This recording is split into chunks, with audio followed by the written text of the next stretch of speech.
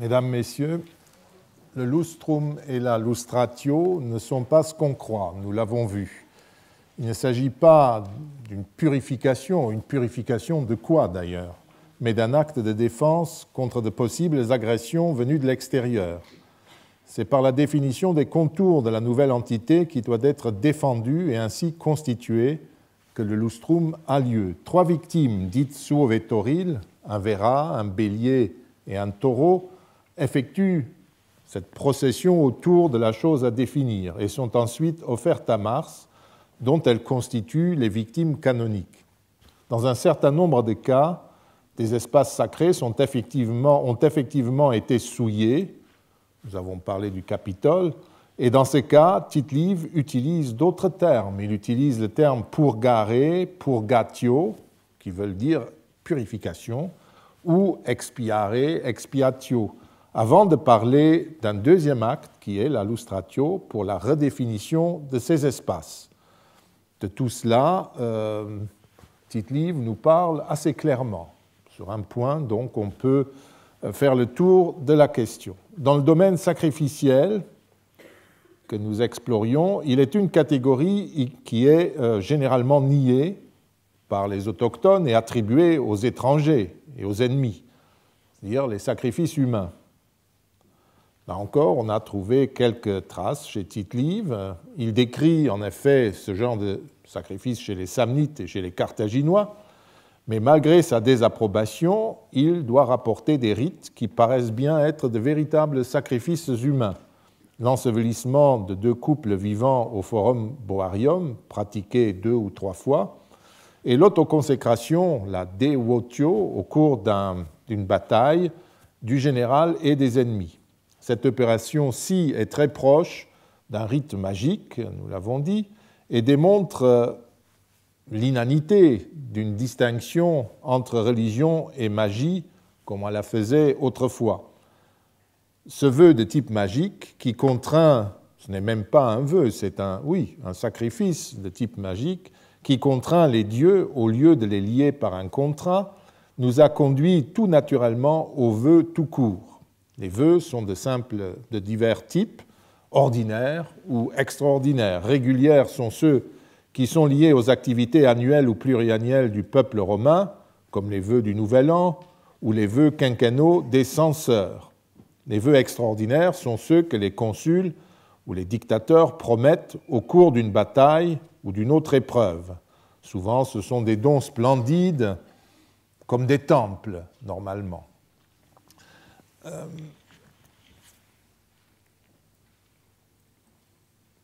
Voilà. Un exemple intéressant sur lequel Robert Schilling avait attiré l'attention dans son livre est celui que fournit Papirius lors de la bataille d'Aquilonia en 293 avant notre ère. Au cours de cette bataille, marquée par des problèmes de prise d'hospice dont nous aurons l'occasion de parler, le consul Papirius fit un vœu singulier avant de se lancer dans la dernière phase de la bataille, c'est-à-dire la prise de la ville d'Aquilonia. C'est grâce, je cite, à cette même force d'âme que la discussion sur les auspices, nous en parlerons, ne put lui faire contremander le combat et que même au moment décisif où l'usage était de vouer aux immortels des temples, eh bien, il fit vœu à Jupiter vainqueur, s'il mettait en déroute les légions ennemies, de lui offrir une coupe de moût avant de boire du vin lui-même. Ce vœu fut agréable aux dieux et les auspices pris auparavant, qui étaient favorables, tournèrent bien. L'éditeur de Tite-Live, Weissenborn, dont nous avons déjà parfois parlé, considère dans son commentaire de ce passage ce vœu comme une plaisanterie et peut-être même comme une moquerie. C'était mal comprendre le rite en question. Vous comprenez pourquoi cette moquerie, ce formalisme un peu ridicule, c'est un signe de la décadence de la religion romaine. C'était bien mal comprendre ce rite. Robert Schilling, dans son étude sur les qualités particulières du vin, rappelle le vœu éminent fait par Énée, l'ancêtre de la race romaine, au moment de la bataille primordial contre les Latins et contre Mézence, leur champion, et il interprète l'offrande ainsi faite à Jupiter, patron du vin, d'une coupe de vin doux, comme une variante très fine d'offrande sacrificielle, puisque le vin était un breuvage de souveraineté, comme dit Georges Dumézil, réservé à Jupiter. Les vinalia, fêtes du nouveau vin ou fêtes des vendanges, sont des fêtes de Jupiter. Et donc lui offrir le vin avant de toucher soi-même au vin, c'est ça que dit l'offrande votive, eh bien, c'est honorer sa suprématie. Même si Tite-Live considère que l'usage avait changé depuis, maintenant, il dit on fait de splendides temples, autrefois on se contentait de cette coupe de moût. Eh bien, Papirius, évidemment, lui il le comprenait, offrait un don qui exprime de manière très classique la suprématie de Jupiter. Ce n'est donc pas ridicule du tout. Il existait également des vœux particuliers, comme la célèbre évocation de Junon de veille, à qui l'on promet un temple et un culte si elle soutient la cause romaine, en même temps qu'on garantit la dîme du butin à Apollon de Delphes, qui avait indiqué aux Romains le moyen de l'emporter sur veille. Enfin, il y a aussi ce rite, ce vœu un peu particulier, un rite par lequel un commandant en chef voue sa personne et ses ennemis aux dieux d'en bas, si ces derniers aident les Romains à remporter la victoire. Nous venons d'en parler. Mis à part ce dernier cas, la procédure des vœux est toujours la même. Il y a la formulation, la nuncupatio du vœu, et ensuite le jour prévu pour cela, la solutio, l'acquittement. Une procédure sur laquelle Tite-Live donne de nombreux détails. Alors qu'il contient un très beau témoignage sur la solutio des vœux réguliers du début de l'année que nous lirons, l'œuvre conservée de Tite-Live ne donne pratiquement aucun renseignement détaillé sur la formulation des vœux pour l'année à venir ou pour tout autre vœu. Le seul document que nous avons est la mention d'abord de la fureur suscitée à Rome par le départ de Flaminius en 217, à peine entré en charge. Il avait omis d'aller au Capitole pour y célébrer les vœux annuels pour le salut de la République, ce qui demandait une réunion du Sénat, comme nous le verrons dans un instant. Nous avons également cette description très brève qui ne concerne que la fondation du lustrum, du recensement fait par Servius Tullius, que nous avons également lu déjà. En revanche, nous disposons d'un certain nombre de descriptions concernant les vœux que les consuls devaient faire avant leur départ pour la province, à travers notamment le cas de Flaminius, dont le comportement a fait scandale. Voici par exemple un vœu de départ de Sulpicius, n'est-ce pas, qui, après avoir formulé les vœux au Capitole et après que ses lecteurs eurent revêtu le palundamentum, quitte la ville et descend vers le sud. Et évidemment, il y a toujours des scandales, des comportements scandaleux comme celui de Flaminius qui amène Tite-Live à parler de cela. On reprochait, revenons un instant à lui, en effet, à Flaminius, non seulement de ne pas avoir proclamé la date des féries latines, dont l'annonce incombait au consul, et ça aussi, ça devait être fait à Rome, de ne pas avoir pris le temps de célébrer le sacrifice sur le mont Albin, ça c'est nettement plus tard, et de ne pas avoir enfin formulé les vœux de départ. Sa façon d'agir s'explique par la crainte qu'il avait que le Sénat ne crée des délais dans la date de célébration des féries latines qui étaient forcément antérieures au départ du consul, puisque même la légitimité de son commandement à l'extérieur de Rome en dépendait. Ce qui est en cause, c'est la rigidité de l'appareil rituel qui s'imposait aux commandants romains et qui bien souvent les gênait dans l'action. À partir du milieu du IIIe siècle, avant notre ère, ces obligations incessantes que moquait, nous le verrons, un envoyé étolien qui montrait un esprit nettement plus sceptique que les Romains, furent d'ailleurs régulièrement mis en cause avant d'être peu à peu transformés. Et c'est pour cela que Flaminius a agi très vite, parce qu'il ne voulait pas être retenu à Rome par des chicaneries d'ennemis politiques. Les formules prononcées sont conservées dans les vœux extraordinaires, pas malheureusement pour les vœux ordinaires, des vœux extraordinaires prononcés sur le champ de bataille ou sur la recommandation des livres sibyllins à la suite de prodiges ou de désastres. Nous avons déjà brièvement vu la formule des vœux à Apollon et à Junon-Reine, mais vous pouvez voir, tout cela reste très, très bref, très résumé, ce n'est pas vraiment la véritable formule. Citons encore un autre exemple qui est toujours très court. Appius Claudius se met en première ligne au combat, lève les mains au ciel, il prie, n'est-ce pas, pour que ses soldats le voient, tandis qu'il prononce le vœu à Bellone, une divinité compagne de Mars qui gère les peines de la guerre. Et ensuite, il lui dit la formule « Bellone, si au jour d'aujourd'hui tu nous donnes la victoire, alors je te voue un temple. » Toujours « si duis ast ego voveo », la formule classique.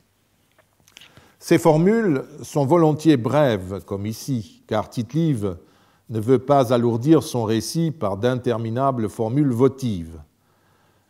Mais elles peuvent être très longues, vous allez voir, et en réalité, elles étaient fort longues, mais ici, pour le rythme du récit, il les allège. Vous constatez, comme je l'ai souligné, qu'il s'agit de vœux conditionnels. Les dieux obtiennent un temple, une coupe de vin doux, des victimes, des jeux, un temple, s'ils font quelque chose. Et souvent, les détails de ces conditions sont précisés avec une pédanterie que Théodore Mommsen compare à celle que déploie le Talmud. Comme toujours, Tite-Live prend le temps, dans le cadre d'un contexte exceptionnel, de reproduire l'ensemble d'une telle formule. Pour en donner un exemple, on voit que c'est une stratégie. C'est le cas dans le grand dossier qui traite justement de l'impiété de Flaminius, dont nous avons déjà cité quelques éléments, et aussi dans le développement concernant les mesures religieuses que Fabius Maximus avait prises pour refaire la paix avec les dieux après les désastres dus à Flaminius. Le vœu d'un ver sacrum, littéralement d'un printemps sacré, faisait partie d'un ensemble de mesures qu'avaient recommandé les livres sibyllins consultés à la demande du nouveau dictateur Quintus Fabius Maximus, lequel était convaincu que les désastres de l'été 217 au lac Trasimène étaient dus à la négligence des devoirs religieux et des auspices dont nous avons parlé. Dans les chapitres précédents, Tite-Live a déjà mentionné et incriminé les manquements religieux dont s'était rendu coupable Flaminius. D'abord à l'occasion de son premier consulat, un peu plus tôt, contesté, mais en fin de compte légitimé, mais surtout pendant son second consulat, qu'il avait assumé sans que soient célébrées donc, ni les traditionnelles cérémonies auspiciales et votives, ni les féries latines.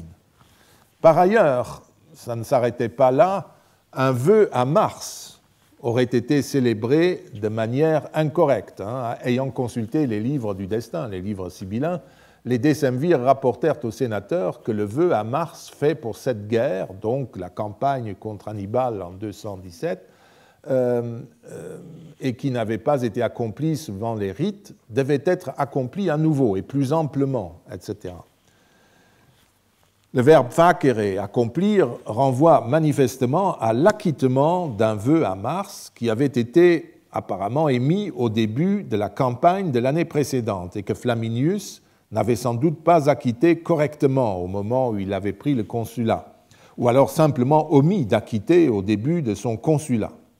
On est tenté de penser qu'il s'agissait là d'un vœu à Mars émis par son prédécesseur avant son départ en guerre et qui était à échéance au moment où le successeur entrait en fonction.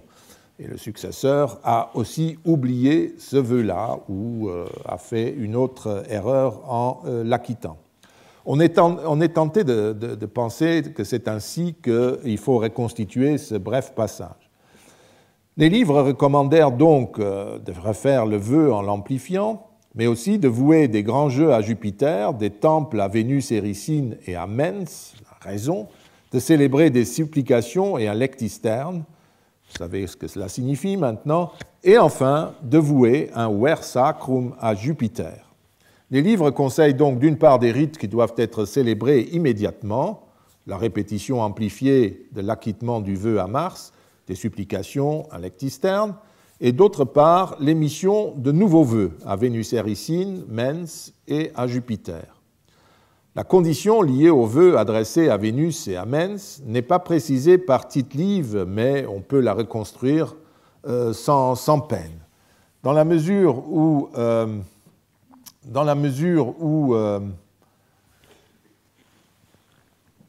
Fabius Maximus avait été élu au début 215 Duum vir aedis dedicandae, donc 2 ans plus tard, donc Duum vir chargé de dédier un temple ou des temples avec Titus Otacilius pour dédier les temples qu'il avait voués en 217.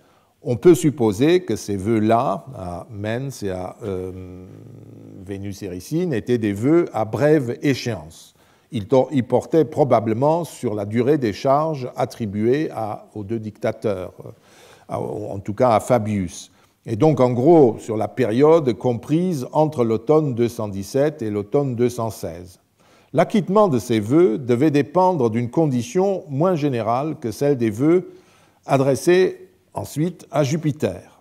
La condition exigée ne pouvait être en effet la victoire totale, car même si la fin 216 ou le début 215, que sais-je, marquait un moment de stabilisation de la situation militaire, ce n'était certainement pas à l'avantage de Rome et elle était loin d'être tirée d'affaire.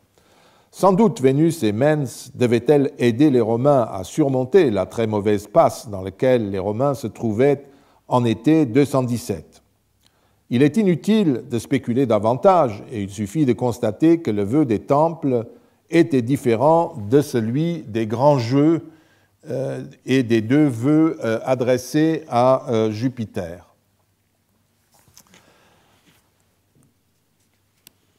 La condition liée à la célébration des grands jeux, vous voyez, qui sont les mêmes que pour le ver sacrum. Et pour ce qui concerne la célébration du ver sacrum, cette condition est explicitée par Tite-Live. Elle stipule en effet que la res publica doit être victorieuse et dans l'état où elle était avant la guerre. C'est la fin de ce passage. Le texte même du vœu est très précis et stipule, nous verrons ce vœu, et stipule que si, dans les 5 ans, la République sort saine et sauve et victorieuse des guerres que soutient aujourd'hui le peuple romain contre les Carthaginois et les Gaulois, qui habitent en deçà des Alpes, alors, de nouveau, n'est-ce pas, tum donum duit, à ce moment-là, si c'est bien ainsi, le peuple romain donnera ceci et cela. Le vœu des grands jeux et des sacrifices fut prononcé par le préteur urbain Marcus Aemilius, nous l'avons vu. Le vers du ver sacrum donna lieu, quant à lui, à un autre épisode. Marcus Aemilius consulta en effet les pontifes à propos de ce vœu. Et ceux-ci lui conseillèrent, par la bouche du grand pontife, d'interroger le peuple lui-même. La raison de cette recommandation est facile à comprendre. Les jeux dépendaient du patrimoine collectif de la République, du trésor public. Le ver sacrum, en revanche, était l'offrande de tout ce que le printemps aurait apporté dans les troupeaux de porcs, de moutons, de chèvres, de bœufs, à chacun des établissements des élevages romains. Dans la mesure où ni Tite-Live ni Plutarque ne font aucune allusion à une éventuelle modification qui serait intervenue dans la procédure ou dans le contenu du vœu, on doit conclure que ce type de ver sacrum était une tradition romaine bien établie, bien qu'elle ne soit pas attestée auparavant et qui ne portait pas sur les troupeaux. Le vœu ne concernait donc pas les biens de la res publica, il ne portait que sur les troupeaux, et il ne portait pas sur les biens de la res publica, mais sur les biens personnels de chaque citoyen. Or, l'autorité des magistrats et du Sénat romain portait uniquement sur la propriété collective du peuple romain et non sur leur patrimoine privé.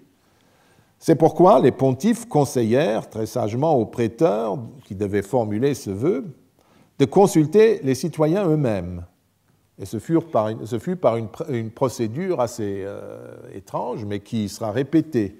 Ce fut par une loi. La loi votée, c'était sans doute une loi Emilia, portait uniquement sur la formule votive que très heureusement Tite-Live nous a conservée. Et c'est un exemple où il insère ce texte plutôt indigeste pour, si on veut, du rythme dans un récit, n'est-ce pas, pour donner, je crois, un exemple de la précision de la piété romaine aux moments les plus noirs de son histoire.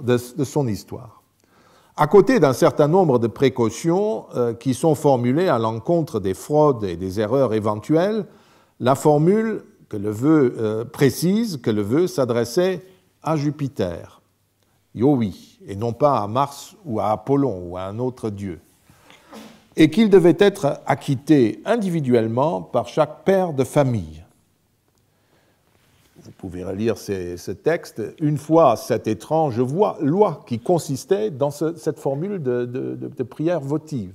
Voter, et ça veut dire que chaque père de famille adhérait à ce vœu et acceptait d'amputer son patrimoine personnel d'autant. Une fois la loi votée, Marcus Aemilius chargea un autre prêteur, Aulus Cornelius Mamula, de prononcer solennellement le vœu. C'est son nom qui est cité en 195, quand le vœu fut enfin acquitté, en vertu d'un décret des pontifes, ex decreto pontificum. Les pontifes ne furent donc pas saisis, mais prirent au contraire l'initiative d'avertir les consuls, en 195, de l'échéance du vœu.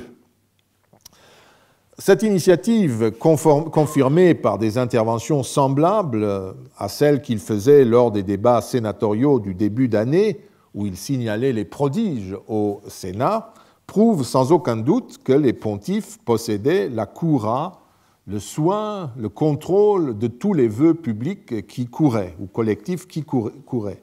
Cette autorité sur les vœux publics est confirmée par des interventions semblables, comme je l'ai dit, à propos des prodiges. Un autre exemple, dû à l'habitude qu'avaient les Romains de promettre par vœu des dons splendides et très chers, donne quelques renseignements sur la nuncupatio, sur la formulation des vœux. En 200, Rome, c'est-à-dire le Sénat, prescrivit aux consuls qui partaient gouverner la Macédoine de vouer des jeux et des dons à Jupiter. Le grand pontife, toutefois, fit suspendre ce vœu public. Là, on voit de nouveau que le collège pontifical observe les pratiques votives au nom de l'État, puisque ce sont des choses qu'il doit contrôler une fois qu'elles sont émises. Et là, au moment où on formule le vœu, il fait suspendre le vœu. Il prétendait qu'on ne devait pas vouer une somme indéterminée, parce que cette somme ne pouvait être appliquée aux besoins de la guerre. Donc, il fallait la sortir du budget du général. Il fallait la mettre de côté sur le champ et ne point la mêler à d'autres. Sans cette formalité, le vœu serait taché d'irrégularité. On voit ici une position sur le vœu. Il devait y avoir, il y a d'autres passages dans la littérature latine sur l'obligation votive. Est-ce qu'elle est effective au moment où vous prononcez le vœu? Et ce grand pontife était de cet avis. Il disait donc la somme que vous promettez doit être définie dès maintenant, puisqu'il faut la mettre à part. C'est déjà de l'argent sacré, propriété de Jupiter, auquel il a droit à la fin. Et il y a une autre position que vous voyez dans la suite. Une semblable observation venant d'un si haut personnage fit une forte impression.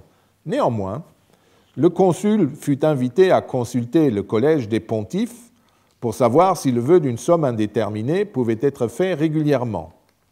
Les pontifes déclarèrent la chose possible et même plus régulière.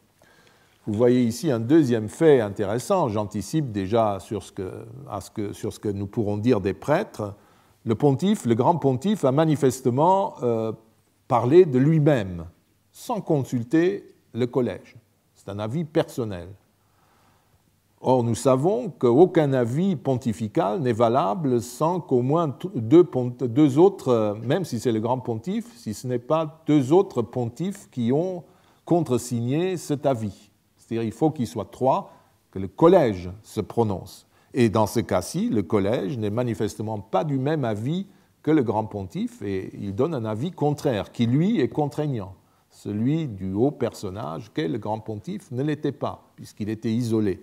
Et les pontifes disent que c'est même plus régulier de laisser cette somme indéterminée, puisque suivant la conception romaine canonique, disons ancestrale du vœu, le vœu n'est pas échu avant la prestation fournie. Et donc, on ne peut pas s'engager sur le don à faire avant que la solutio ne soit arrivée, qu'on soit condamné à payer le vœu, comme disaient les Romains. Le consul, en conséquence, prononça le vœu en répétant, après le grand pontife qui rentre dans le rang, donc vous voyez, les mêmes termes que ceux dont on s'était servi auparavant pour les vœux quinquennaux, en vouant des jeux, des offrandes. Il ajouta seulement, et ça c'est sans doute le terme du compromis que devaient comprendre l'édit pontifical, que la somme serait précisée par le Sénat au moment de l'exécution. Donc ils se rabattent sur le soin pour les finances publiques. Parce qu'il y avait à l'époque une tendance de certains consuls et dictateurs de faire des vœux de plus en plus extravagants qui étaient payés par les contribuables et bien entendu par le budget public. Une fois de plus, donc, on constate que les engagements votifs étaient contrôlés de près par les autorités, le Sénat d'un côté, les pontifes de l'autre. Venons-en maintenant justement au moment crucial, à la solutio, où l'on voit des faits typiquement romains dans la religion. Le vœu, déjà, sous cette forme-là, est vraiment le cœur de la piété romaine. Je vous ai dit que les vœux étaient créés une sorte de réseau, de filets d'obligations permanentes qui s'entrecroisaient, etc. C'est vraiment un trait caractéristique de la piété romaine, et la solutio permet de le voir. L'intervention des pontifes en 195 à propos du ver sacrum nous amène à la deuxième étape des vœux, à la solutio, un rite particulièrement précieux, je viens de le dire, pour saisir toute la spécificité de la religion romaine et qui est beaucoup mieux attestée finalement chez Tite-Live que la nuncupatio. On comprend aisément pourquoi. C'est en effet à ce moment-là que la responsabilité humaine est pleinement en jeu, que des oublis et des fautes peuvent être commis. Flaminius, c'est ça qu'il oublie, la solutio, des vœux de son prédécesseur. C'est à ce moment-là aussi que l'aide qu'étaient censés fournir les dieux se révèle effective ou inexistante. Tout se joue à ce moment-là, si vous voulez. Tite-Live donne une très belle description de la solutio des vœux ordinaires du début de l'année. Nous sommes au nouvel an de 176 avant notre ère. Si l'historien choisit cette date et cette cérémonie, c'est parce que des éléments inquiétants sont intervenus au moment de l'acquittement des vœux et annonçaient des événements graves. Des événements que Tite-Live avait sans doute découverts dans des recueils de signes annonciateurs de malheur. Et il devait y en avoir d'autres, il nous prive de tous les autres et insiste sur celui-là parce qu'il lui paraissait particulièrement spectaculaire. Nous sommes donc au début de l'année. Gnaeus Cornelius Scipion Hispalus et Quintus Petilius Spurinus avaient été élus consuls, et Tite-Live décrit la cérémonie qui se déroule à leur entrée en fonction. Il passe sous silence, hélas, la prise d'hospice, dont nous reparlerons plus loin, et en vient à la réunion qui se tient ensuite, à la suite de cette prise d'hospice, au Capitole, dans le temple. Là, les deux consuls immolent, selon l'usage, un bœuf à Jupiter. Il faut connaître très précisément la cérémonie en question pour comprendre cette phrase et pour comprendre qu'il s'agit en fait de l'acquittement des vœux pour le salut de la République qu'avaient formulé au Nouvel An 177 avant notre ère les prédécesseurs de nos deux consuls. Les nouveaux consuls, en tout cas, commencent par honorer ces vœux arrivés maintenant à l'échéance, puisque la République est dans l'état où il était l'année précédente. Nous avons déjà eu l'occasion de voir que ces sacrifices de bovins comprenaient pour chaque consul 4 animaux, un bœuf offert à Jupiter très bon, très grand, et une vache respectivement offerte à Junon reine, à Minerve, et à Salus Publica Populi Romani Quiritium, salut public du peuple romain et des Quirites, qui est la divinité qui personnifie l'action favorable des 3 divinités précédentes. Voilà ce qui est une des divinités abstraites, comme on dit, du peuple romain, ces qualités morales qu'ont des dieux, entre autres dans la gestion du bien public. Tite-Live se contente de mentionner l'incident qui se produisit à ce moment et dont nous avons déjà parlé à propos de la litatio. Je n'y reviens donc pas longuement et nous commenterons uniquement les aspects proprement votifs ici. Les victimes sacrifiées sont les victimes canoniques, telles qu'elles sont encore sacrifiées 200-300 ans plus tard sous l'Empire romain. Et ils produisent d'ailleurs une quantité assez importante de viande, ce qui veut dire banquet ou distribution. Malheureusement, on ne nous dit rien, tellement c'est banal, malheureusement. Mais ce qui est intéressant chez Tite-Live, c'est que nous apprenons que chacun des deux consuls sacrifie son propre groupe de victimes. Une autre information nous est donnée concernant le lieu de réunion du Sénat. Dans le temple du Capitole, sans doute dans la cella centrale de Jupiter Optimus Maximus, c'est là que siège le Sénat. C'est là, en effet, que Pétilius consulte le Sénat à propos du mauvais signe qui venait de se produire à l'extérieur du temple, près de l'autel. Les consuls réunissaient donc le Sénat, puis ils acquittaient les vœux, car au moment des premiers actes du sacrifice, le Sénat est déjà en séance.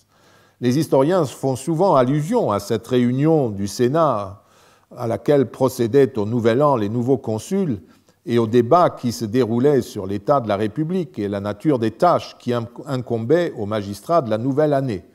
Des vœux, en revanche, personne ne parle jamais, parce qu'ils ne se rendent pas compte que la séance inaugurale du Sénat, où on met en état la République et où on distribue les commandements précis, les provinciae, comme on dit, eh bien tout ça est intimement lié et on ne formulera des nouveaux vœux qu'au moment où tout sera mis en ordre.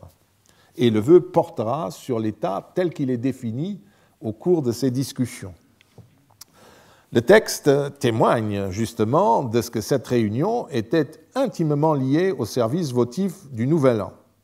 Comme l'attestent un certain nombre de documents sacerdotaux d'époque impériale, l'acquittement des vœux faisait l'objet d'une délibération préalable et d'un décret, sans doute du Sénat, d'un senatus consulte, qui prescrivait au consul cet acquittement, puisque les choses sont en bon état. Nous avons eu l'occasion de commenter ces textes il y a quelques années lors de nos promenades religieuses à travers Rome. Et dans la mesure où le consul Pétilius, qui a eu un mauvais signe au moment où il vérifiait l'agrément de la victime par une des divinités, Jupiter, consulte le Sénat sur ce problème et reçoit de celui-ci des instructions, nous pouvons conclure que nous nous trouvons exactement dans ce cadre rituel. Le Sénat a été consulté sur l'opportunité d'acquitter les vœux, et une fois que les consuls ont commencé à effectuer ce que la décision du Sénat leur conseillait, les sénateurs doivent encore une fois se prononcer sur la difficulté qui est constatée, une difficulté supplémentaire. Ensuite, pendant que la cuisine sacrificielle poursuit son cours entre les mains des sacrificateurs assistants des consuls, ces derniers consultent le Sénat au sujet des provinces, ce qui signifie à cette date des domaines et lieux de compétence des consuls et des prêteurs. On met en ordre de marche l'administration de l'État. Ces débats sont encore une fois interrompus par de nouvelles difficultés et une fois de plus, le Sénat prescrit ce qu'il faut faire. À cette occasion, nous l'avons déjà dit, nous obtenons la confirmation de notre supposition que les consuls sacrifiaient bien chacun 4 victimes, une à chacune des 4 divinités citées, puisque la déesse Salus résiste jusqu'à la fin aux initiatives répétées de Pétillus. Tite-Live poursuit en décrivant la suite de la séance du Sénat et ne parle plus des vœux. En fait, une fois la mise en ordre de la République faite, une fois les tâches distribuées, les consuls prononçaient aussi les vœux pour l'année à venir. Mais comme il n'y a pas eu d'incident à ce moment-là, l'historien passe la cérémonie sous silence. C'étaient là des vœux ordinaires, solemnes, qui venaient à échéance fixe au début de l'année. Pour les vœux extraordinaires formulés dans le feu de l'action, en fonction du contexte, l'échéance dépendait de la bonne volonté de celui qui avait fait le vœu. Voici un exemple de 302 qui donne les 3 étapes du vœu. La formulation du vœu, bien entendu, puis au moment de l'acquittement, l'adjudication du temple, et enfin, dernière étape, la dédicace du monument, puisqu'ici, il s'agit de la déesse Salus, justement. Il l'avait vouée contre les Èques comme consul. Il avait prononcé géré l'adjudication aux entrepreneurs quand il était censeur, un peu plus tard. Et finalement, il dédia le temple quand il fut dictateur, encore un peu plus tard. Ici, Tite-Live cite un homme qui a effectué lui-même au cours de sa carrière les 3 phases du vœu, puisque pour un temple, ça prend forcément un peu de temps. Il n'en allait pas toujours ainsi. L'auteur du vœu pouvait disparaître, surtout quand ça durait un certain temps, comme lors de la construction du temple de Castor, qui fut construit par le fils de l'auteur du vœu. Je ne me prononce pas sur l'historicité de tout cela, nous sommes très tôt dans l'histoire romaine, mais ce que Tite-Live décrit, c'est le processus canonique d'un vœu public honoré par celui qui l'a prononcé et s'il meurt, par son héritier, qui est obligé sur sa fortune de le faire, sinon c'est grave. Comme les promesses électorales aux citoyens. Nous le savons à l'époque impériale, si vous faites des promesses électorales aux citoyens, c'est même une obligation de la campagne électorale. Dites, je ferai des jeux de gladiateurs ou des courses de chars. Si vous ne le faites pas, il y a des intérêts qui courent chaque année sur la promesse. Et si vous fuyez ou si vous avez la chance de mourir pour vous soustraire à votre promesse, eh bien, votre héritier sera tenu à payer non seulement la somme due, mais aussi les intérêts qui ont couru depuis. Ce n'est pas un mauvais système, je trouve. Parfois aussi, et là ça devient plus intéressant encore, on découvre aussi qu'un vœu prononcé bien plus tôt n'a toujours pas été réalisé. Nous l'avons vu en 217 avant notre ère, on découvrit qu'un vœu fait 2 ans plus tôt n'avait toujours pas été acquitté. La raison des délais n'était toutefois pas toujours à mettre sur le compte des auteurs des vœux. Souvent, des querelles naissaient à propos du financement des vœux, qui étaient, comme je l'ai dit, de plus en plus magnifiques et coûteux à mesure que l'histoire avançait. Le premier exemple de ces difficultés mentionnées par Tite-Live concerne le flamboyant Camillus, qui est souvent présenté comme un prédécesseur des grands conquérants de l'époque postérieure. Il s'agit du vœu de la dîme promise à Apollon sur le butin lors de la prise de Veille. Nous venons de citer la formule. Le débat portait sur l'interprétation du vœu de la dîme. Théoriquement, c'est le peuple romain qui devait la donner, vous l'avez vu. Mais à partir de quoi? Qu'est-ce que le butin? Les soldats avaient fait du butin et ils n'avaient évidemment pas l'intention de le rendre. Ils l'avaient peut-être déjà vendu ou bu, ou tout ce que vous voulez. Le Sénat et les pontifes, quant à eux, considéraient que c'était l'ensemble du peuple qui devait contribuer à cette dîme. Camille s'oppose à cette interprétation en jugeant que la dîme ne devait pas seulement être calculée à partir du butin fait lors du sac de veille, mais aussi par rapport à la valeur de la ville et du territoire confisqué aux Veillins. Le Sénat le suivit et c'est ainsi que l'histoire fut résolue. Un cratère en or fut envoyé à Delphes. Toutes ces discussions avaient évidemment ralenti l'acquittement du vœu. Et vous voyez aussi comment il n'y a pas de dogme, il n'y a pas de texte écrit qui précise tout cela d'emblée. On discute à chaque fois qu'un problème se pose. On se réfère à la tradition des ancêtres, mais il y a souvent des nouveautés, et avec ce qui attendait les Romains, il allait y avoir des nouveautés chaque décennie, qu'il l'ait voulu ou non, et à chaque fois, il fallait être inventif, il fallait trouver une issue du problème. Et c'est ainsi que s'est créé le droit sacré romain sous nos yeux, en quelque sorte. Et le texte de Tite-Live nous permet un tout petit peu de suivre cette évolution.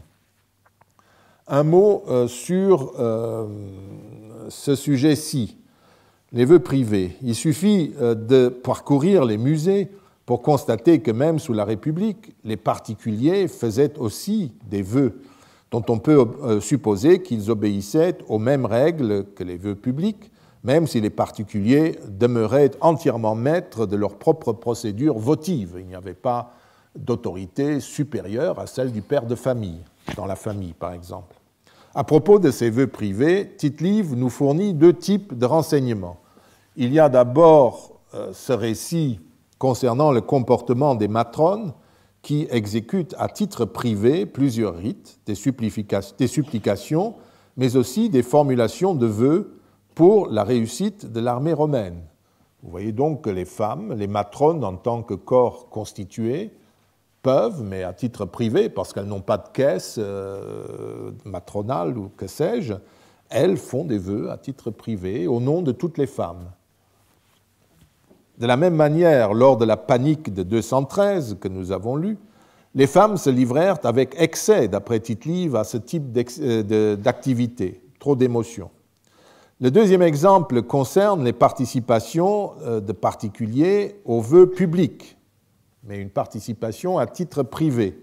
Nous avons déjà vu la participation envisagée des soldats à la dîme offerte à Apollon après la prise de Veille, ce que pensaient le Sénat et les pontifes. Ils auraient pu donner le 10e de leur butin, ainsi que le rite du printemps sacré, du Ver Sacrum, auquel tous les citoyens participent par une loi, qui correspond au terme de la formule votive. Et lorsqu'il paraît opportun d'acquitter ce vœu, les chefs de famille sacrifient en fait tous les animaux nés ce printemps-là entre deux dates données par les pontifes.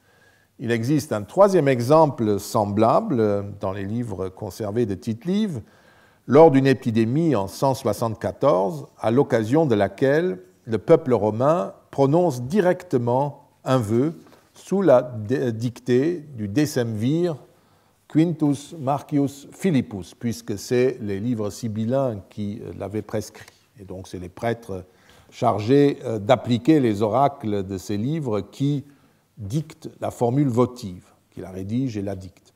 Dans ce cas, comme dans les cas précédents, la participation de tous les citoyens à un vœu public, soit parce que leurs patrimoines étaient directement concernés, soit parce qu'ils participaient directement à une action publique, révèle, soit dit en passant, le caractère collectif des rites que nous appelons publics, en adoptant les termes employés par les Romains.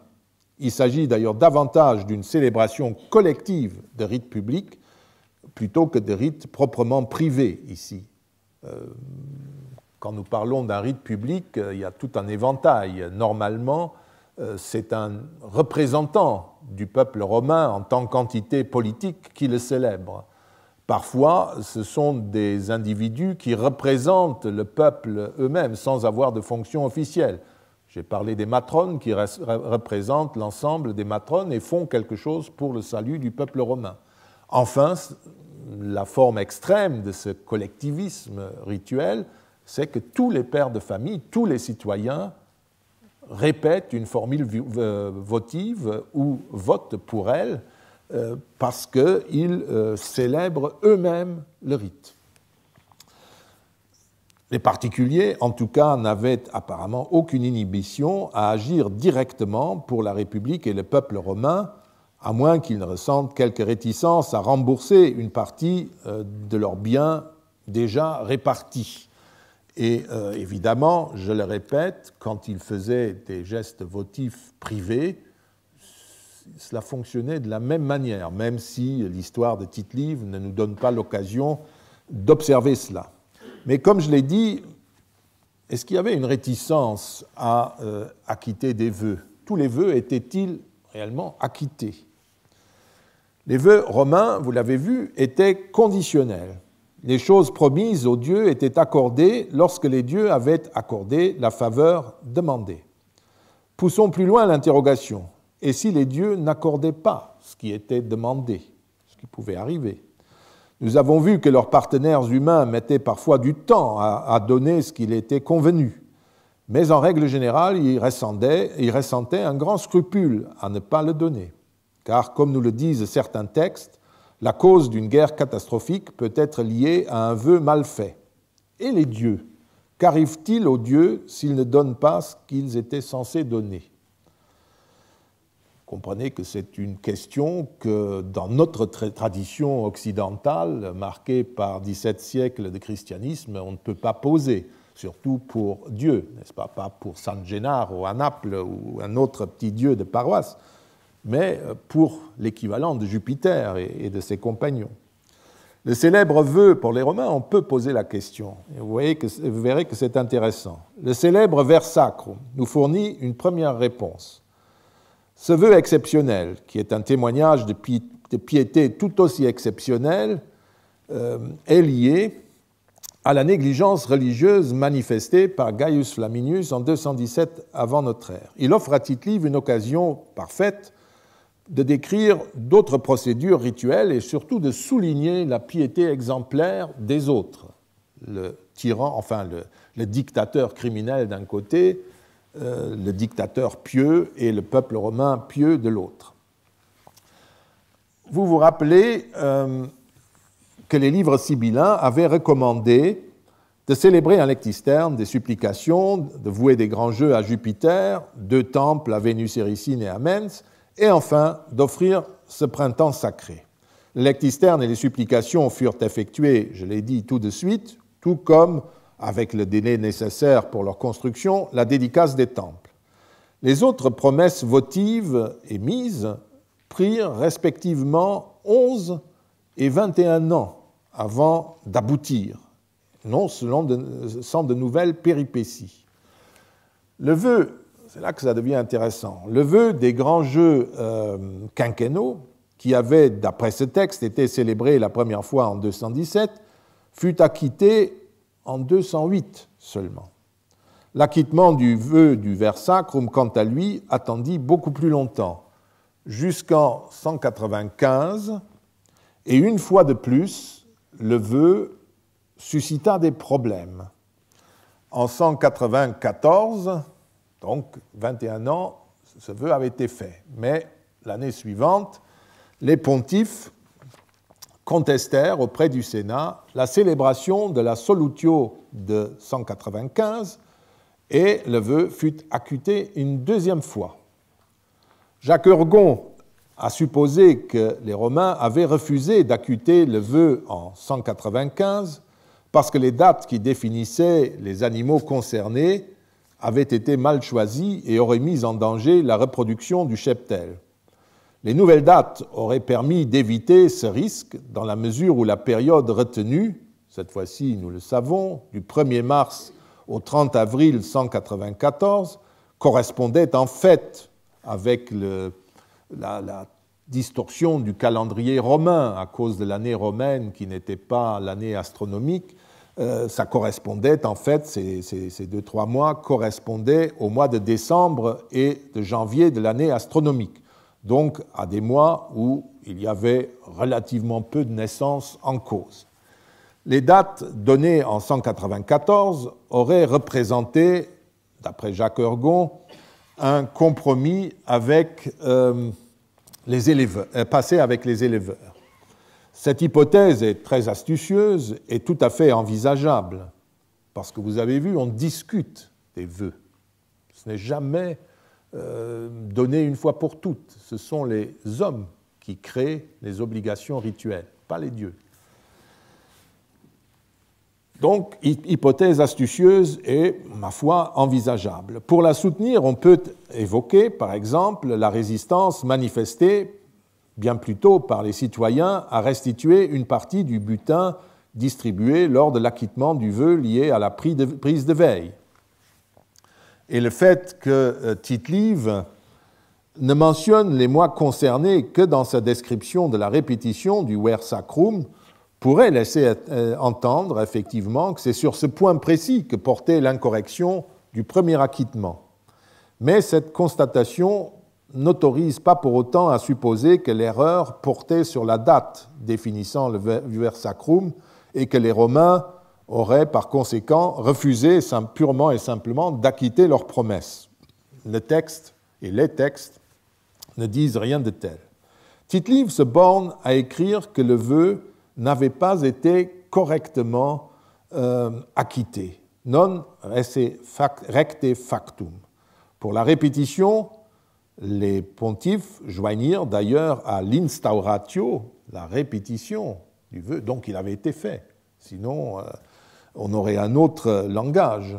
Ils y ajoutèrent l'obligation de célébrer les grands jeux à Jupiter, voués pour 5 ans en 200 par Publius Sulpicius Galba, appelé par erreur Servius dans les manuscrits et dont la date d'échéance était également dépassée. Mais on ne sait pas si l'infraction consistait précisément dans cet oubli des jeux. En tout cas, la définition du Ver Sacrum de 195 n'était pas nécessairement la seule cause de l'infraction, et il est tout à fait possible d'interpréter autrement la mention de la date faite par les pontifes. Ceux-ci ont pu prendre la précaution de définir la période concernée comme ils l'ont fait, précisément pour ne pas mettre en danger le cheptel, surtout si le vœu avait été, sur ce point, correctement célébré en 195. Mes réticences sont dues également aux stipulations même du vœu. La formule votive que vous avez sous les yeux prévoit que chaque citoyen peut procéder à cette consécration comme il le voudra et quand il le voudra, et que ce qu'il aura fait sera réputé bien fait. Plus loin, on lit que si quelqu'un procède à la consécration avant le jour prescrit par le peuple et le Sénat, le peuple romain n'en sera pas moins affranchi de son vœu. Les propriétaires de troupeaux possèdent donc une grande liberté pour acquitter leurs vœux de la manière la moins ruineuse pour eux.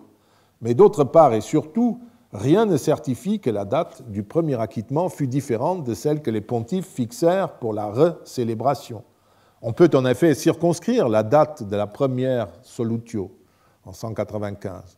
L'ordre d'acquitter le vœu du Ver Sacrum fut donné, d'après Tite-Live, après le départ des consuls, de toute évidence lors de la première séance du Sénat, pendant les premiers jours de l'année civile.